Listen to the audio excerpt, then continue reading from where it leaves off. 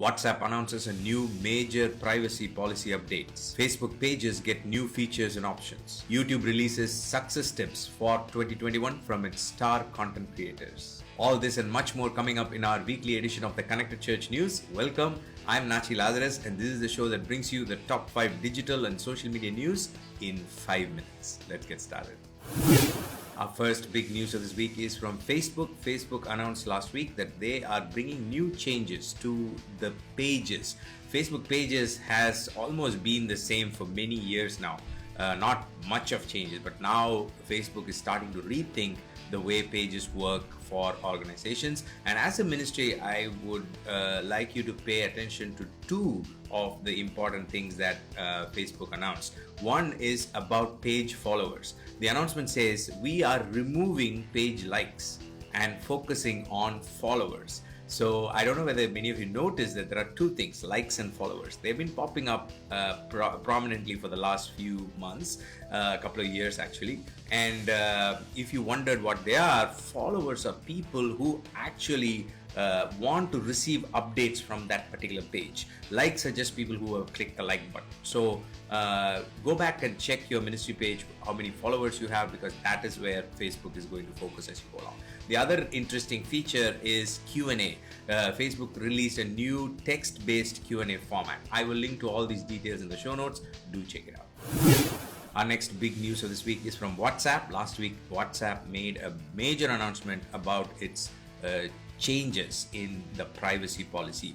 Now, this is slightly more serious and different from the announcements of change that they have made earlier, in the sense this comes with a mandatory acceptance terms along with a deadline. So there is a specific date before which you need to accept in order to continue using the app. So do check it out. There has been lots of discussions, and there people like VIP influencers have spoken out against this terms, saying that it's a compromise on privacy, and they have encouraged people to move to other apps like Signal and Telegram and so on. But I also want you to think about the integration aspect of it.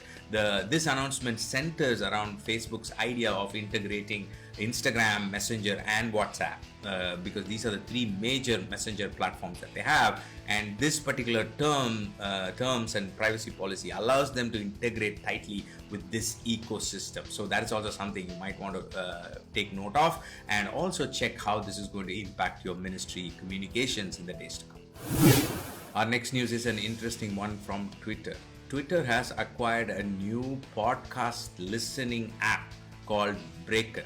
As you know, Twitter has been moving towards the audio space for quite some time now, but now they have acquired this audio podcast listening platform, further going deeper into the audio content space. I wanted to bring this to your notice because some of you might have heard about Clubhouse, one of the new apps that has really taken the social media space by storm, going on top of the App Store downloads and so on.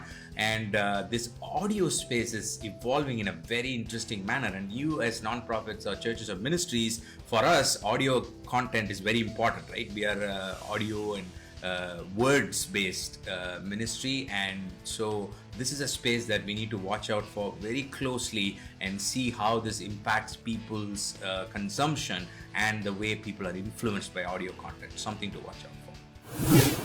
Our next news is from YouTube. Last week, YouTube released success tips for 2021.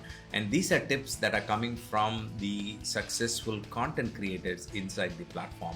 So I highly recommend you check it out because it has some very interesting suggestions by these people who have created a big impact in 2020. And this includes very practical suggestions like how to start your video, how to engage with people, how to comment, and so on.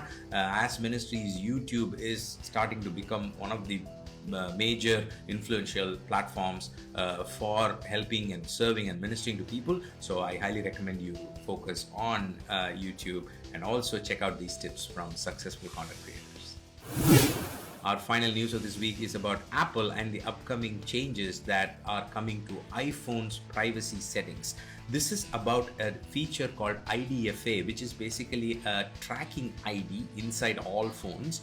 And now Apple is saying when people switch on a particular app, it is going to start popping up prompts that tells the user how their activity is being tracked, and they get more control over saying whether they want to be tracked or not. Now, companies like Facebook and Snap are all concerned about this, and Facebook has actually been releasing ads, and you might have seen pop-ups on various business manager and so on saying this is going to impact advertising, and therefore it's going to impact businesses and organizations reach and so on.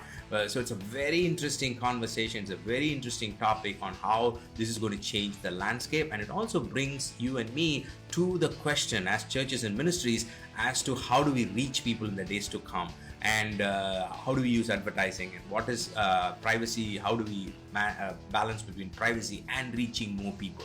So I will link to multiple articles that can give you clarity. Do check it out. That's all I have for you this week. Thank you for joining me. I really appreciate it. If you like to dig deeper into any of the stories we talked about, we've got all the source links and details in our news page, nachilazarus.com/news. Do check it out. I'll see you next week with another set of news items. Until then, you stay connected, stay blessed. God bless you. Bye-bye.